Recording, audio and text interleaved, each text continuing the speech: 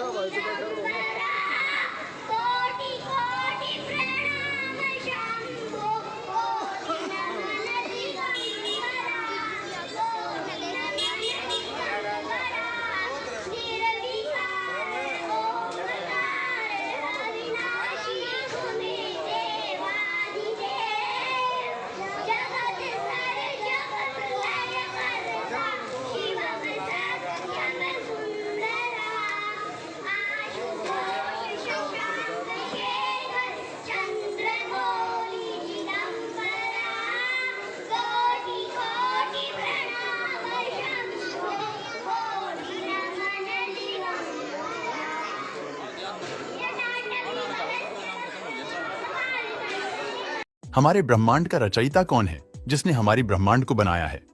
उसने हमारी इस दुनिया को आयामों यानी डायमेंशन में रचा है। डायमेंशन हमारे ब्रह्मांड का वो आधार है जिस पर संपूर्ण ब्रह्मांड टिका हुआ है। आज वैज्ञानिक इन डायमेंशंस के रहस्य को समझने में लगे हैं और मैथमेटिकल कैलकुलेशन के आधार पर साइंटिस्ट मानते हैं इस जहां में 11 डायमेंशन मौजूद है। हम बात करें टाइम ट्रैवल की या फिर पैरेलल यूनिवर्स की, ये सभी घटनाएं इन्हीं 11 डायमेंशन में घटित होती है। लेकिन इन 11 डायमेंशन में रहने वाले लोग आखिर कैसे होंगे और भगवान आखिर इनमें से कौन से डायमेंशन में वास करते होंगे? शुरुआत होती है 1 डायमेंशन से 1 डायमेंशन एक्सरल रेखा होती है। 1 डायमेंशन में रहने वाला जीव सिर्फ आगे या पीछे ही जा सकता है। जैसे कि आपने सर्कस के खेल में देखा होगा कि एक व्यक्ति रस्सी पर अपना बैलेंस बनाते सिर्फ आगे जा सकता है या फिर पीछे ही जा सकता है। कुछ इसी तरीके से आप 1 डायमेंशन को समझ सकते हैं। अगर बात करें 2 डायमेंशन की तो दूसरी डायमेंशन एक प्लेन सरफेस होता है जिसमें रहने वाला जीव आगे या पीछे चलने के साथ साथ लेफ्ट या राइट में भी जा सकता है। अगर आपने स्नेक वाला गेम खेला हो, बिल्कुल वैसे ही हम अपने कंप्यूटर या मोबाइल पर जो वीडियो देखते हैं वो भी सरफेस पर देखते हैं। वैसे मुझे नहीं लगता कि पहली और दूसरी डायमेंशन में कोई जीव रहते भी होंगे। हालांकि ये ब्रह्मांड अनंत संभावनाओं से भरा हुआ है, तो इस ब्रह्मांड में कुछ भी असंभव हो ऐसा कह नहीं सकते। लेकिन अगर हम बात करें तीसरी डायमेंशन की, तो तीसरी डायमेंशन वो दुनिया होती है जिसमें हम आगे पीछे दाएं बाएं जाने के साथ साथ ऊपर नीचे भी जा सके। और हम जिस दुनिया में रहते हैं वो 3 डायमेंशन दुनिया है और इन तीनों आयामों में आने जाने के लिए हम बिल्कुल आजाद हैं। हमारी ये दुनिया 3 आयामों से मिलकर बनी हुई है, इसीलिए हम अपनी दुनिया को 3 डायमेंशनल दुनिया कहते हैं और हम केवल इन्हीं 3 आयामों को कंट्रोल कर सकते हैं। इन 3 डायमेंशंस के बाद जितने भी डायमेंशंस मौजूद हैं उन सभी को हायर डायमेंशन कहा जाता है और हायर डायमेंशन को हम कंट्रोल नहीं कर सकते। यहाँ तक कि हायर डायमेंशन में क्या चल रहा है हम ये तक नहीं देख सकते। तो दोस्तों, अब हम सफर करने वाले हैं हायर डायमेंशन में है।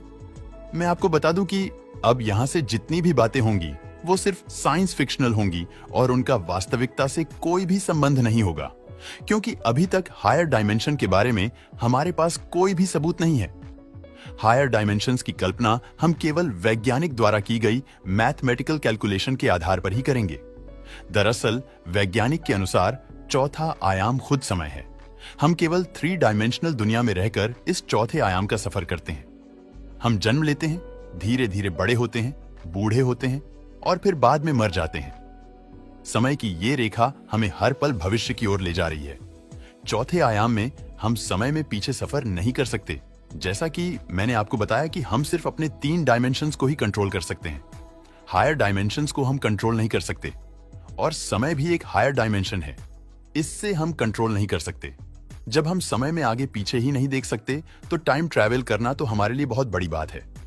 चौथे आयाम समय का अस्तित्व है तो इसको कंट्रोल करने वाली भी कोई सभ्यता जरूरी होगी। लेकिन समय को कंट्रोल कर सके उस सभ्यता के लोग आखिर कौन सी डायमेंशन में रहते होंगे? इस सभ्यता के लोगों को त्रिकालदर्शी कहा जाता है। त्रिकालदर्शी वो लोग होते हैं जो भूत, वर्तमान, भविष्य तीनों को देख सकते हैं। लेकिन समय को कंट्रोल कर पाना चौथे आयाम की सभ्यता के बस में भी नहीं है। चौथे आयाम की सभ्यता भविष्य को देख तो सकती है लेकिन उसको बदल नहीं सकती। अब आते हैं 5वीं डायमेंशन में, जिसमें पैरेलल यूनिवर्स के रास्ते खुलते हैं। अगर आपको नहीं पता कि समानांतर ब्रह्मांड क्या होते हैं तो आपको शार्ट में बता दें कि हमारे इस ब्रह्मांड की ही तरह ऐसे ही असंख्य और ब्रह्मांड मौजूद हैं और उन ब्रह्मांडों में भी हम सबकी कॉपी मौजूद होंगी और वहां पर भी हमारी ही तरह दुनिया चल रही होगी। मतलब अगर हम 5वें डायमेंशन में रह रहे होते तो हम ये देख पाते कि दूसरे समानांतर में मौजूद हमारा प्रतिरूप क्या कर रहा है। हालांकि 5वीं डायमेंशन के लोगों के पास सिर्फ दूसरे समान अंतर ब्रह्मांड में झांकने की शक्ति होती, लेकिन वो दूसरे ब्रह्मांडों में मौजूद लोगों के साथ बातचीत नहीं कर पाते। बिल्कुल वैसे ही जैसे कि हम मिरर में अपने प्रतिरूप को देखते हैं लेकिन हम उसके साथ बात नहीं कर सकते।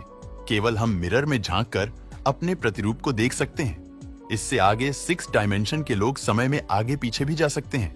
मतलब 6 डायमेंशन के लोगों के पास टाइम ट्रैवल करने की शक्ति होती है।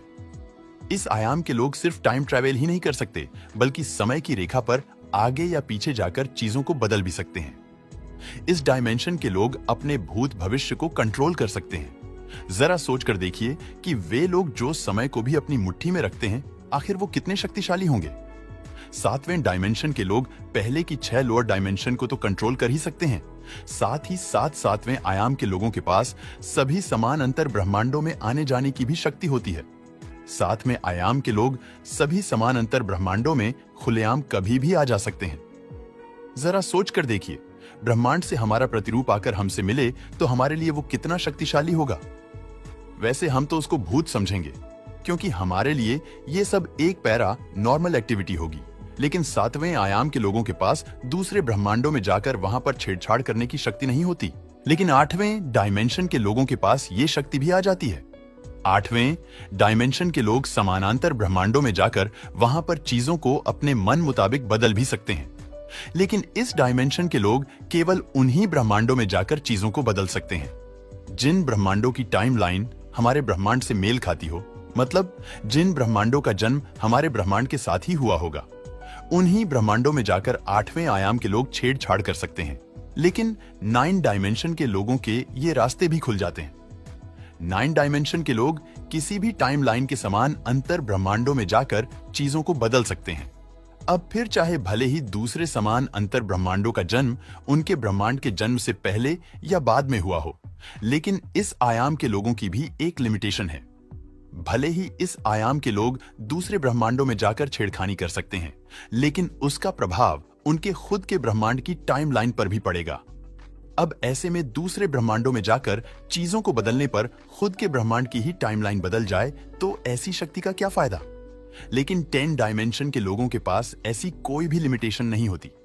10 डायमेंशन के लोग किसी भी ब्रह्मांड में कभी भी जाकर कुछ भी बदल सकते हैं। उससे उनके खुद की ब्रह्मांड की टाइमलाइन पर कुछ भी फर्क नहीं पड़ता। 10 डायमेंशन के लोग सभी समय रेखाओं से परे होते हैं। वो अपनी मर्जी के मन मुताबिक चीजों का सर्जन या विनाश कर सकते हैं। इस डायमेंशन के लोग किसी भी ब्रह्मांड का अतीत व भविष्य बदल सकते हैं। इनके लिए समय के कोई भी मायने नहीं होते। इस डायमेंशन के लोग अमर होते हैं। वैसे तो इन 10 डायमेंशंस तक ही वैज्ञानिक एक्सप्लेन कर पाते हैं, लेकिन वैज्ञानिक ऐसा भी मानते हैं कि 10 डायमेंशन के बाद भी 11th डायमेंशन मौजूद हैं। लेकिन 11th डायमेंशन की गुत्थी अभी भी अनसुलझी है।